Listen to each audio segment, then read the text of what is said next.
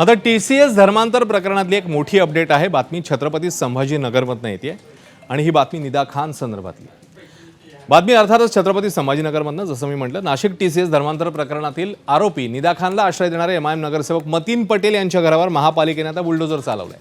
मतीन यांच्या ऑफिसवरही तोडक कारवाई झाली आहे। निदा खान लपलेल्या घरावर बुलडोझर चालवण्यात आला।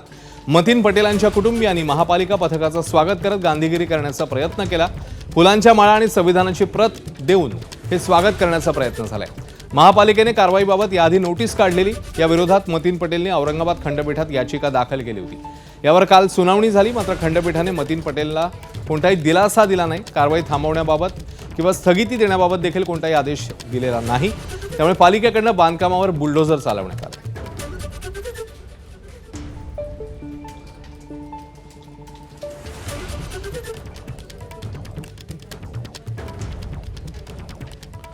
तर मनपाच्या कारवाईनंतर MIMचे माजी खासदार इम्तियाज जलील काय म्हणतात, त्यांनी कशी टीका केली आहे ते पाहूया।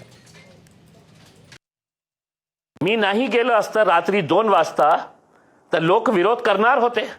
मी त्यांना एकच गोष्ट सांगितली होती की तुमचं घर पाडण्यासाठी ते येत आहे, ते घर पुन्हा बांधण्याची जबाबदारी आम्ही घेणार। ते घर आम्ही बांधून देणार आणि आम्ही म्हणजे या देशामध्ये जे आज ये गुंडा राज पासून जे लोक त्रस्त झालेले आहे, हैराण झालेले आहे, हे सगळ्यांची जबाबदारी आहे। लोकांनी कॉन्ट्रीब्यूट करेल, आम्ही कॉन्ट्रीब्यूट करणार, आम्ही स्वतः कॉन्ट्रीब्यूट करणार आहे। ज्यांच्याकडे 10 रुपये आहे तर 10 रुपये कॉन्ट्रीब्यूट करतील।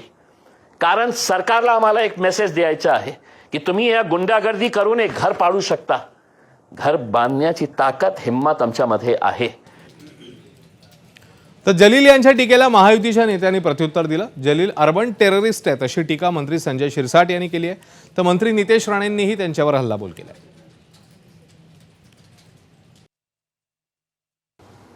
हा खऱ्या अर्थानं अर्बन अतिरेकी ज्याला म्हणतात, अर्बन टेररिस्ट हा तो प्रकार आहे।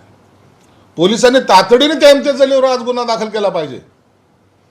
रात्री 12 वाजता जाऊन तो तिथं बोलतो कसा, आरोपीच्या समरनार्थ म्हणजे पाठिंब्यासाठी त्या ठिकाणी सभा घेतो कशी। हो, बरोबरच आहे ना, कारण का मास्टर माइंड इम्तियाज जलीलच आहे। ज्या पद्धतीने निदा खानच्या संदर्भात सातत्याने तिची बाजू घेण्याचं काम, म्हणजे जिहादचं बाजू घेण्याचं काम हाच इम्तियाज जलील करत होता। महाराष्ट्र को हरा कर देंगे म्हणणारा हाच इम्तियाज जलील होता।